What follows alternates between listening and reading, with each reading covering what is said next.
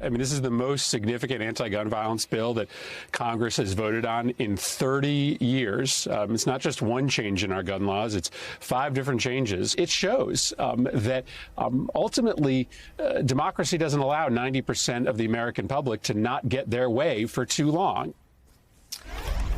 That was Senator Chris Murphy on Morning Joe with my colleague Joe Scarborough earlier today on the bipartisan gun legislation he helped craft and negotiate after the bill cleared the first hurdle to becoming law last night. The Senate voted 64-34 to advance the bill, with 14 Republicans joining Senate Democrats.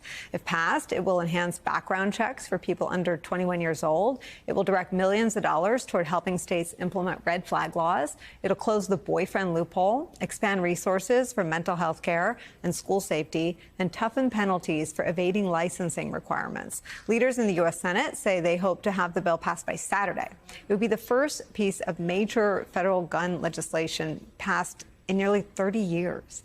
Joining us now, our friend Fred Guttenberg. His daughter, as you all know, Jamie, was killed in the Parkland school shooting. Claire's still here. Fred, this would not have happened if you hadn't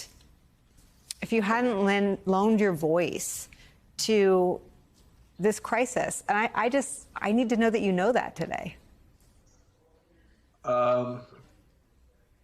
I worked with some really amazing people, and I lent Jamie's voice.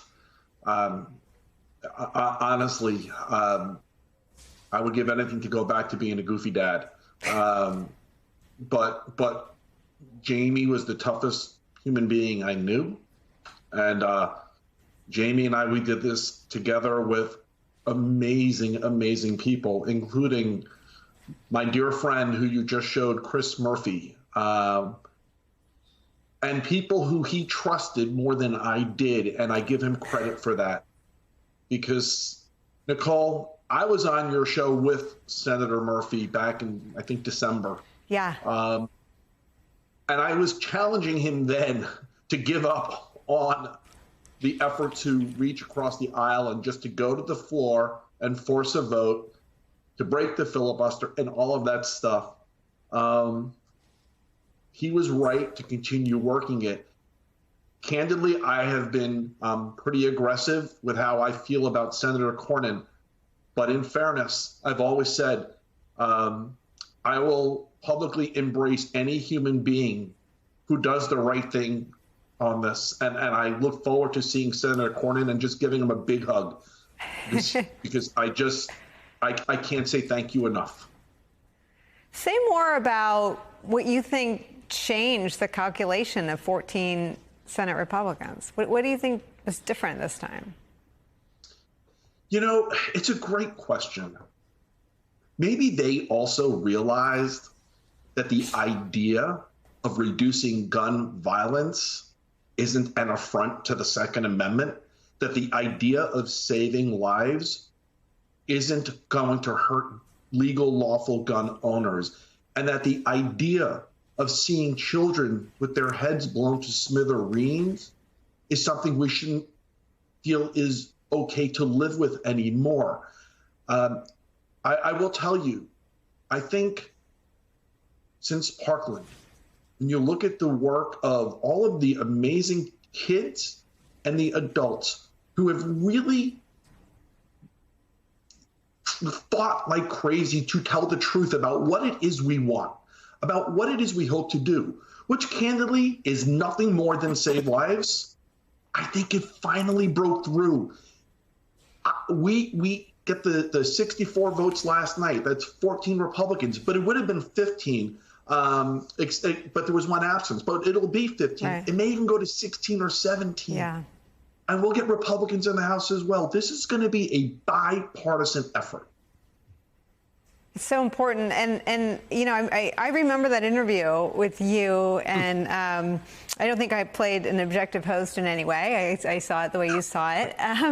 But I want to ask you about your journey and your fight, because it's always about Jamie. We talk about Jamie more than we talk about any individual bills, or really any politicians in either party.